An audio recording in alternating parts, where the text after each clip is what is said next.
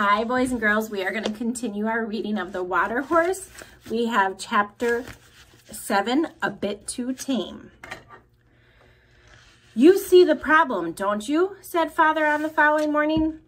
I do, said Grumble. He's a bit too tame.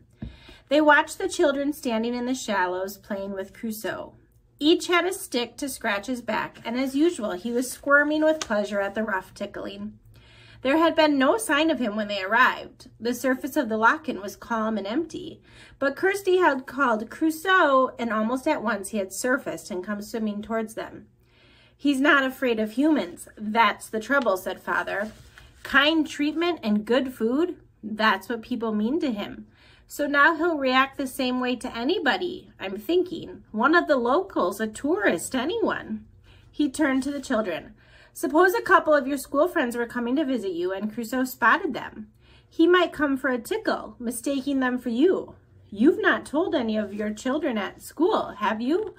Of course not, said Kirsty, shocked. They won't believe me if I did, said Angus.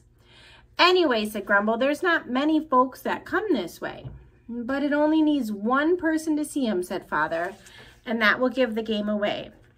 Then we will have dozens of newspaper reporters writing about him, taking photographs of him, and then the world and his wife will come to gawk and look at him.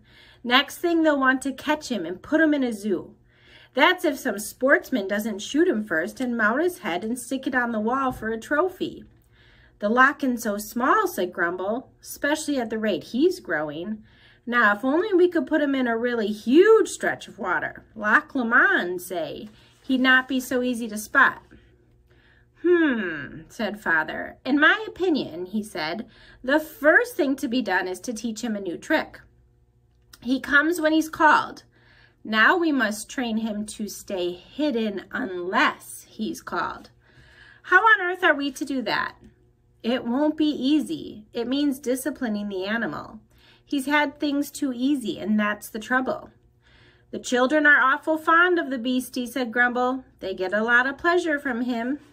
You have a soft spot for him yourself, I'm thinking, said Father. He shot a glance at his father-in-law's face, which wore an unaccustomed smile as he watched his grandchildren at play with the water horse. If you don't mind my saying so, he went on, you're a happier man than you used to be. Growled Grumble. Anyway, said Father, if we're to keep this strange pet, and that means keeping him a secret, then he's going to have to learn the hard way that he must show himself only when we want him to, when we summon him. That evening, as they all sat around a good fire of driftwood, for it was still very cold outside, Father explained things to the children. So you see, he finished, this is what we must do unless we want to risk losing Crusoe. If we call him by name and he comes, that's fine. We can pat him and praise him and tickle him and offer him tidbits and make a thorough fuss of him. But what we must also do, many times during the next few weeks, Father had a month's leave while his ship was refitting at Greenock, is to go and stand by the loch-in and not call him, not say anything. He'll see us and come anyway at first, but when he does, we don't touch him. Don't give him anything, only speak sharply and angrily to him as you would to a dog that had done something naughty. Oh, but Father, said Kirsty, Crusoe's feelings will be terribly hurt. Maybe they will, but he will learn. He must learn, and we will teach him. We can't start too soon. First lesson is tomorrow morning. The previous day had been a memorable one for Crusoe. His emergence from the goldfish pond, his painful progress toward the road, the strange, dizzy sensation of sliding giddily down the hill, and finally the glorious feeling of finding himself free in a watery home hundreds of times bigger than the old one. He had swum out through the still dark waters effortlessly, turned to see the 4 giants watching him and waving at him, and dived down, deep down into the depths. And what was in those depths? Fish. Fish, thousands and thousands of fish. Crusoe didn't know a pike from a perch or a salmon from a trout. All he knew was that this place was alive with food. Food that was now, he found, easy for him to catch. So swiftly he could move underwater. I like this picture of him He looks very happy, and he looks at home in that lake, that lock-in is what they call it. By nightfall, he had gorged himself and tired himself out in the bargain, and with the simplicity that marked all his actions, he had closed his eyes and went to sleep. As always, he rose automatically in the midst of his slumber to refill his lungs with air, and as automatically sank down again, not 6 feet now, but 60. The next morning after he had breakfasted, he was swimming idly along in what was, had he known it, the natural and instinctive matter of his race when not hunting. That is to say, he was completely submerged and thus invisible to an onlooker, except for his 2 nostrils, which were just above the surface of the water.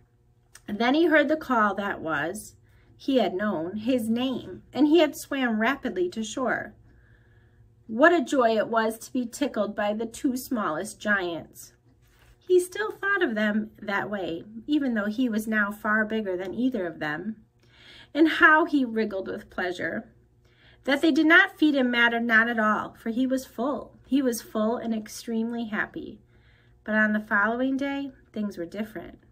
He must have been underwater when the giants arrived, for he did not know they were there until he suddenly caught sight of the 4 of them standing silently on the shore. No call came from them, but Crusoe, so delighted to see them, swam straight toward them and splashed his way up into the shallows, where he lay, staring up at them lovingly, waiting for a tickle. But no tickle was forthcoming, nor any of the usual affectionate sounds. Instead, they made what sounded like angry noises, and they pointed out to the middle of the lock-in, and they shooed him away as if they wanted nothing more to do with him. And then they turned, and they left without a backward look. Puzzled and hurt, the water horse stared after the departing giants. What had he done wrong? He bowed his head and gave a low moan of distress. And that is the end of chapter 7.